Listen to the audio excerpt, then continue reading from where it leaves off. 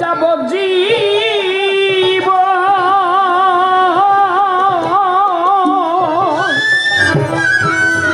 আর 2-4 মাস মনির কান্দন্ডি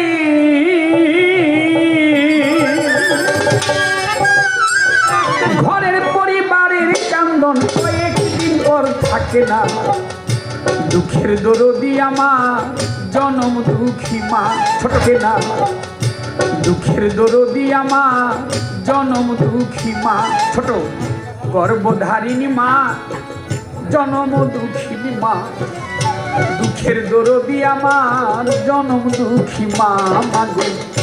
দুঃখের দরদি আমার জনম দুঃখী মা গর্ভধারিণী মা জনম দুঃখিনী মা।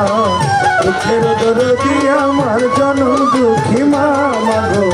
দুঃখের দরদি আমার জনম দুঃখী মা। গর্ভধারিণী মা জনম দুঃখিনী মা। দুঃখের দরদি আমার জনম দুঃখী মা মাগো। দুঃখের দরদি আমার জনম দুঃখী মা।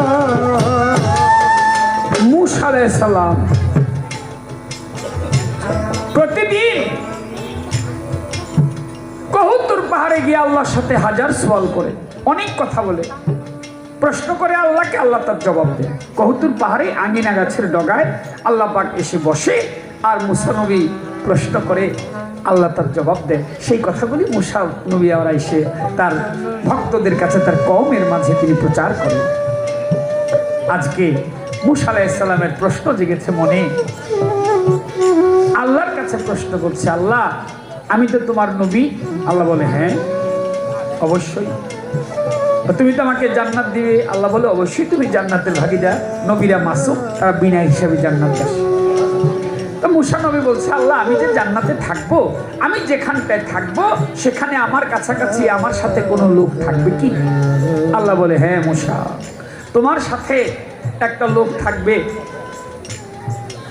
মূসা আলাইহিস সালাম আবার প্রশ্ন করে, আল্লাহ যে লোকটা আমার সাথে থাকবে ইনি কি দুনিয়ার মধ্যে এখন আছে? আল্লাহ বলে আছে। বলে আমি তাকে দেখতে চাই, আমার সাথে কেন সে জান্নাতে থাকবে, একটু তার সাথে কথা বলে আমি বিষয়টা জানবো। কোথায় গেলে পাবো? আল্লাহ পাক বলে ইয়েমেনের বাজারে গিয়ে দেখো লোকটা বাজারে মাংসের ব্যবসা করে, কসাই, যাকে আমরা সহজ ভাষায় বলি। মূসা আলাইহিস সালাম মনে মনে ভাবে, কসাই আমার সাথে জান্নাতে থাকবে, তো আমি গিয়ে একটু দেখি। তো বাজারে চলে গেছে মূসা নবী, দেখিবারে পায়। দূরে গিয়ে মূসা নবী দূরে দাঁড়ায়, তাকে কসাই বেটা মাংস বেচা কিনি করে। কাস্টমার 100, 200, 300 মাংস চায়, কসাই মাংস তো দেয়, হাতের কারসাজিতে ওই মাংসের ভিতরে হাড্ডি ঢুকে দেয়। আমরা কসাইরে গিয়ে বলি, ভাই আমার 200 মাংস দাও তো। ও কি করে, যে একটা হাড্ডি কোপ দিয়া দিয়ে দেয়। দিবেই আপনারা, আপনি যত ভালো কাস্টমারই হন, কারণ ওর এটা ব্যবসা। মূসা নবী দূর থেকে দেখে মনে মনে ভাবে, কসাই তো কসাই, কসাই আবার চোর, মাংস চায় আর দেয় হাড্ডি, আর হাতের কারসাজিতে ওই কিছু মাংস রেখে দেয়। আচ্ছা দেখি, বেচা কিনি শেষ হয়েছে, কসাই যাবে ঘর।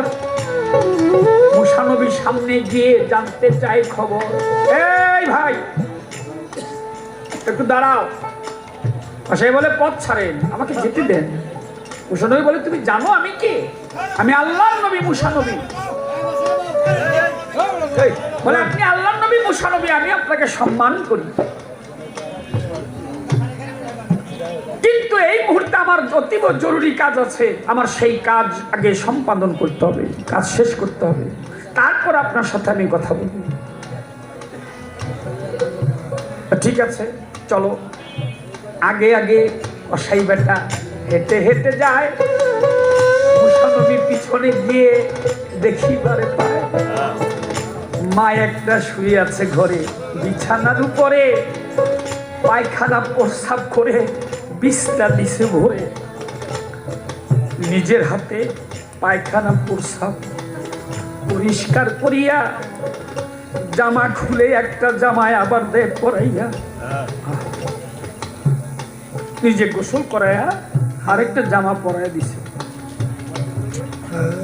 গোসল করায় ওই বিছানার উপর রেখে মুসানবী দাঁড়ায় দাঁড়ায় দেখতেছে ওই যে মাংসগুলি এনেছিল ওই মাংসগুলি নিয়ে রান্না করে মাকে কাঁধের উপর রেখে ওই মাংসগুলি টিভি দিয়ে মায়ের মুখের মধ্যে দেয়। মায়ের তো দাঁত নাই, মা খেতে পারে না, নরম করে মুখে দেয়। খাওয়া দাওয়া শেষ হয়েছে, আপনি মা, বৃদ্ধ মা আল্লাহর দরবারে 2 হাত তুলেছে, 2 হাত তুলে বলে, আল্লাহ তোমার দরবারে আমি 2 হাত তুলে ফরিয়াদ করি, এই জামানার শ্রেষ্ঠ নবী মুসা নবীর সাথে আমার এই ছেলেকে তুমি জান্নাতের মধ্যে দেখো। সুবহানাল্লাহ। মুসা আলাইহিস সালাম কথাটা দূর থেকে শুনে চলে যায় আর মনে মনে ভাবে, জান্নাতে তো কসাই যাবে না, জান্নাতে যাবে কসাইয়ের মায়ের দোয়া। গান করলাম আজকে সারা রাত্র, আবার আগামীকাল হয়তো কোথাও যাবো, গতকালকে আরেক জায়গায় ছিলাম। এটা আমার কর্ম, ধর্ম। গানের মাঝেই খুঁজি, মা বাবার সেবা করতে পারিনি যখন করার কথা ছিল। এখন অনুভব করি কিন্তু কাছে তো নাই, আমি হাজার কাঁদলে কি হবে, তাকে তো ফিরে পাবো না। ভাবুক কবি পাগল বিজয় সরকার বলেছে, আমি হারায় আছি যাবে, আমি কি দেখাবো যে চলে গেছে না ফেরার দেশে, আমি তো তাকে পাবো না। তবে আপনারা যাদের ঘরে পিতা এবং মাতা আছে, যুবক যারা বিশেষ করে, তাদের উদ্দেশ্য বলছি, খবরদার মা বাবার মনে কষ্ট দেওয়া যাবে না কোনোভাবেই না। রসুল বলেছে, তোমার পিতা মাতা যদি বিধর্মীয় হয় তবুও তুমি তাদের মনে কষ্ট দিতে পারবা। এই শীতের রাত্র বাবা মা তোমার অত কিছু দিতে হবে না, একটা চাদর, একটা মোটা সোয়েটার নিয়ে বাবার গায়ের মধ্যে দিয়া বললো, বাবা এটা তোমার জন্য আমি কিনে আনছি। দেখবা খুশি হয়ে গেছে। মাকে একটা চাদর দিয়ে সোয়েটার দিয়ে জড়ায় ধরবা, দেখবা এর চাইতে আরাম পৃথিবীর কোথাও নেই, আর মেয়ের জান্নাতেও নাই। মানুষ তো পাগল জান্নাতে যাওয়ার জন্য, কিন্তু তুমি তো জান্নাতের চাইতে দামি খাবার খেয়ে আসছো। সেই খাবার হচ্ছে তোমার মায়ের স্তনের দুগ্ধ। ওটা জান্নাতেও পাওয়া যাবে না, জান্নাতে এর চাইতে কম দামি জিনিস রে বাবা। মায়ের স্তনের দুগ্ধের চাইতে কোনো দামি জিনিস পৃথিবীতে না সৃষ্টি হয়েছে, না কোনোদিন সৃষ্টি হবে। সেই দুগ্ধ খেয়ে স্তনের তুমি দুনিয়ার মধ্যে আসছো, ওটা জান্নাতেও পাওয়া যাবে না। অতএব তোমার সম্মুখ জান্নাত, তোমার মা এবং তোমার বাবা।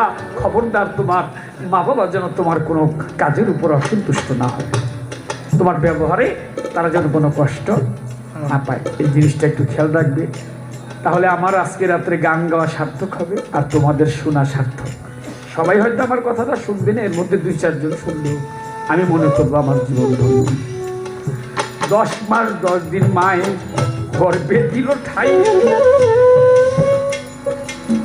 রক্ত মাংস খায়া মায়ে হবে আইলাম ভাই।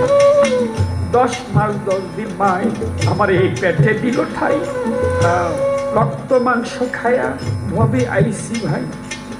ভূমিষ্ঠ হইয়া আমি উঠিলাম কান্দিয়া, শান্ত করছিল মায়ে বুকের দুগ্ধ দিয়া।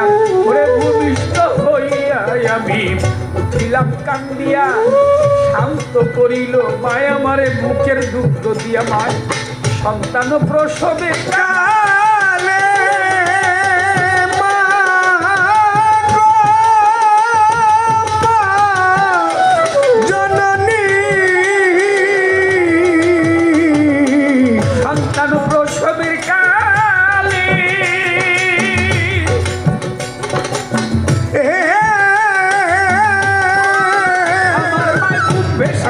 নয়ন জলে গো, মাই সন্তানের লয়া কুলে ভুলে প্রসব যন্ত্রণা।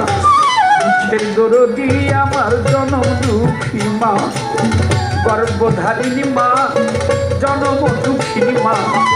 দুঃখের দরদি আমার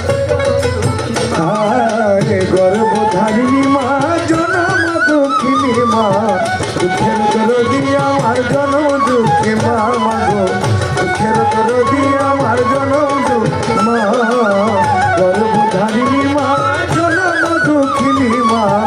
দুঃখের দরদি আমার জনম দুঃখী মা মাগো দুঃখের দরদি আমার জনম দুঃখী মা গর্ভধারিণী মা জনম দুঃখিনী মা দুঃখের দরদি আমার জনম দুঃখী মা দুঃখের দরদি আমার জনম দুঃখী মা হাতে পায়ে তেল মাইখা মাই দিল শক্ত করি ওর সাত পায়খানা কত মায়ের কুলে করি হাতে পায়ে তেল মাইখা মাই আমায় দিল শক্ত করি ওর সাত পায়খানা কত মায়ের কুলেই করি তবু না মায়ের রাগ হইছিল ভিজল গুয়ে মুতে আমারে বুকে রাখিয়া মায় থাকতো ভিজাতে ভাই তবু না মায়ের রাগ হইছিল ভিজল গুয়ে মুতে আমারে শুকনায় রাখিয়া মায় থাকতো ভিজাতে অসুখ হইলে দেখি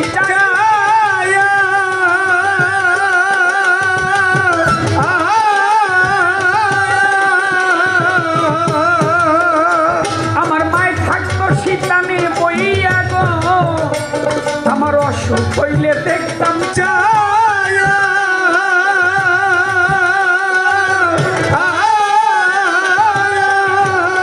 আমার মায় থাকতো শীতানে বইয়া গো মায় কইতো আমায় আল্লাহ যাও লইয়া আমায় আল্লাহ যাও লইয়া সন্তানের নিও না দুঃখের দরদি আমার জনম দুঃখী মা দুঃখের দরদি আমার জনম দুঃখী মা গর্ভধারিণী মা জনম দুঃখিনী মা দুঃখের দরদি আমার জনম দুঃখী মা মাগো দুঃখের দরদি আমার জনম দুঃখী মা গর্ভধারিণী মা জনম দুঃখিনী মা দুঃখের দরদি আমার জনম দুঃখী মা মাগো দুঃখের দরদি আমার জনম দুঃখী মা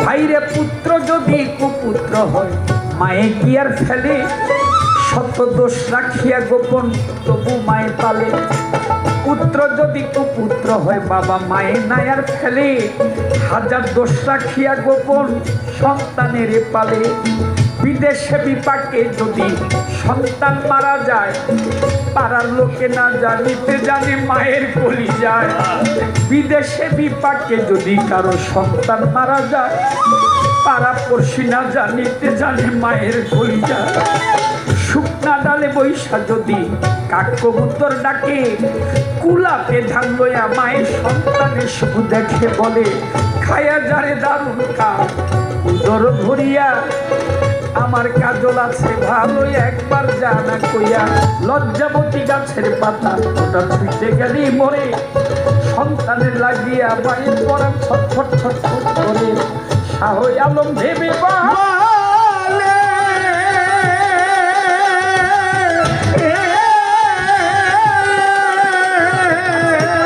মায়ের চরম তলে রে তোরা দেখবো খালি হাতিস খুলে করছে নদী ঘোষণা দুঃখের দরদি আমার জনম দুঃখী মা দুঃখের দরদি আমার জনম দুঃখী রে গর্ভধারিণী মা জনম দুঃখিনী মা দুঃখের দরদি আমার জনম দুঃখী মা মাগো দুঃখের দরদি আমার জনম দুঃখী মা গর্ভধারিণী মা জনম দুঃখিনী মা দুঃখের দরদি আমার জনম দুঃখী মা মাগো দুঃখের দরদি আমার জনম দুঃখী মা ভাইরে মা বাবা থাকতে ঘরে যে করলো না সেবা তার মধ্যে আর হতভাগা এই জগতে কিবা পিতা মাতা থাকতে ঘরে যে না করলো সেবা তার মধ্যে আর কপাল পুরাই এই জগতে কেবা ভক্তি ভরে সন্তান যদি বাবা মায়ের দিকে চায় আমার আল্লাহ বলে সঙ্গে সঙ্গে তার হজ হইয়া ভক্তি ভরে কোনো সন্তান যদি তার মায়ের দিকে চায় আল্লাহ বলে ওই সন্তানের হজ হইয়া যায় ভাইরে বদদুয়া করে যদি কবু বাবা মায় এই কালেও পরকালে নাই তাহার উপায় ও ভাই বদদুয়া করে যদি কবু বাবা মায় এই কালেও পরকালে নাই তাহার উপায় ওরে চিরা বলো মুড়ি বলো ভাত্রে মতো না খালা বলো ফুপু বলো মায়ের মায়ের মতো না, হাতিরা বলো বুড়ি বলো হাতের মতো না, খালা বলো কুকু বলো মায়ের মতো না। এইভাবে যার মানাই ঘরে মা গো, আরে জননী মা, মা, মা গো। সেবিনে কি বুঝতে পারিনি ও ভাই, এইভাবে যার মানাই ঘরে